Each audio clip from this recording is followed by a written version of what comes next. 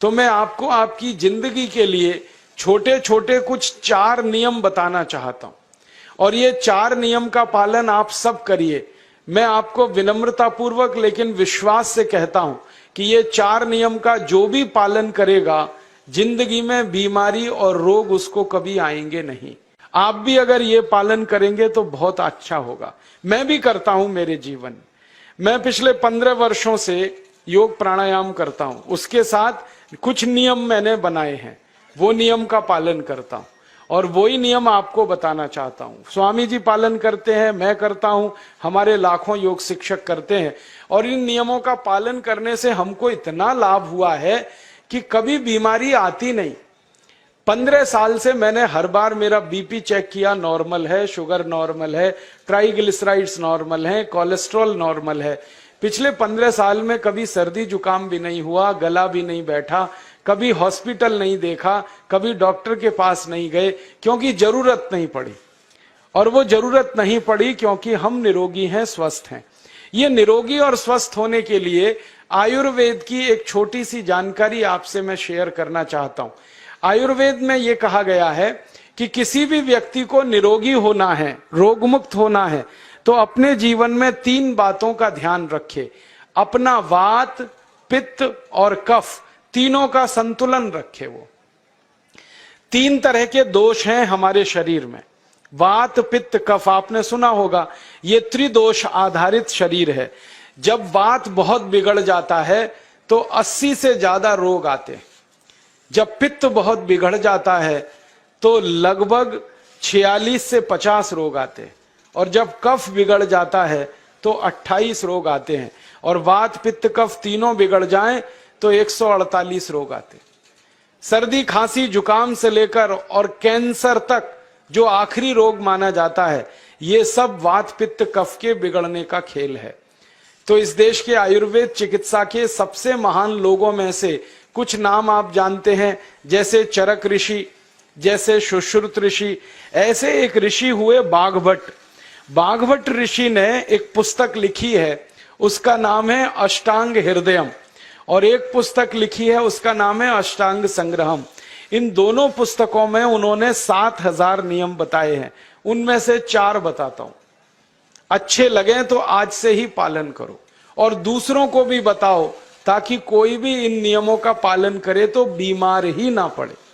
ये चारों नियम हैं वात, पित्त और कफ को संतुलित रखने के लिए। अब वात, पित्त, कफ तीनों एक साथ आपके संतुलित रहें तो उसके लिए पहला नियम है, खाना खाने के तुरंत बाद पानी नहीं पीना। ये पहला नियम।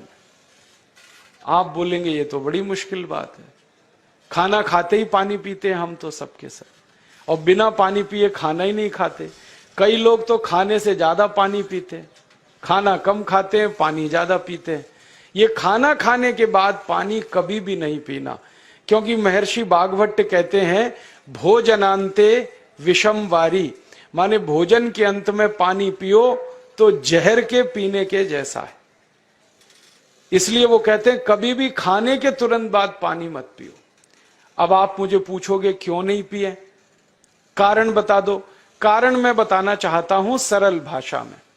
हम जब खाना खाते हैं ना तो पेट में सारा खाना इकट्ठा होता है। पेट में एक स्थान होता है, उसको हम कहते हैं जठर। संस्कृत में, हिंदी में जठर कहते हैं, अंग्रेजी में उसको एपिगैस्ट्रियम कहते हैं, हिंदी में कुछ लोग उसको आमाशय भी कहते हैं। ये जठर छोटा सा स्थान है। आपके पेट में नाभि है ना, उसके लेफ्ट साइड में बाईं तरफ छोटा सा स्थान है। सारा खाना आपका इसी स्थान पर आता है। जो भी आप खाते हो, रोटी, चावल, दाल, सब्जी, दूध, दही, कुछ भी खाओ, सब कुछ जठर में आता है। अब जठर में जैसे ही खाना इकट्ठा होता है तो उसमें आग जलती, और उस आग को कहते हैं जठर अग्नि। मिला के बोल देते हैं जठराग्नि। आप जैसे ही खाना खाते हो, पेट में, जठर में अग्नि जलती है। वो अग्नि खाने को पचाती है, और अग्नि खाने को ऐसे ही पचाती है जैसे रसोई घर की अग्नि खाने को पकाती है।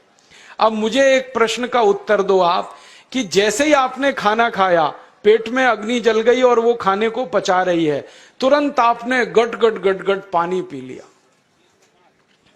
और खूब ठंडा पानी पी लिया, बर्फ मिलाया हुआ पानी पी लिया, फ्रिज का पानी पी लिया, क्या होने वाला है? अग्नि जलेगी कि बुझेगी? दूसरा नियम एक और है, और वो नियम ये है कि पानी कभी भी पियो, घूट घूट भर के पियो। जैसे गरम चाय पीते हैं, गरम कॉफी पीते हैं, गरम दूध पीते हैं, एक एक घूट भर के, एक एक सिप करके, ऐसे ही पानी पीने की आदत डालो। ये मुंह में एक बार गिलास लगा लिया, गटागट उसको खाली कर दिया, ये तरीका गड़बड़ है। एक घूट पानी, दो घूट पानी एक बार में उतना ही पियो। आप बोलोगे ये क्या चक्कर है? बात ऐसी है कि एक एक घूट पानी जब हम पीते हैं तो मुंह की लार पानी के साथ मिलकर पेट में अंदर जाती है, और ये जो मुंह की लार होती है ये क्षारीय होती है और पेट में हमेशा अम्ल बनता रहता है। तो एक घूट पानी पिया, मुंह की लार इसके साथ अंदर गई, दो घूट पिया और ज्यादा गई, बार बार लार अंदर जाएगी तो क्षार पदार्थ पेट के अम्ल के साथ मिलेगा। पेट में अम्ल बनता है, मुंह में लार क्षारीय होती है। तो ये क्षार को अम्ल में मिला दिया जाए और ये अच्छे तरीके से मिलकर पेट में जाए तो कभी भी कोई व्यक्ति के पेट को अम्लता नहीं होती, एसिडिटी नहीं होती। तीसरा नियम है कि जिंदगी में कितनी भी प्यास लगे, ठंडा पानी कभी मत पियो।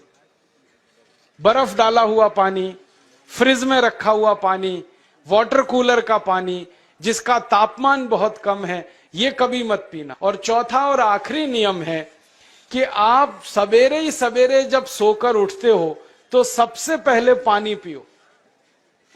जैसे ही आपकी आंख खुल गई तो पहले 2-3 गिलास पानी पी लो, उसके बाद आप टॉयलेट में जाओ। उठते ही पानी पियोगे तो 2 फायदे हैं।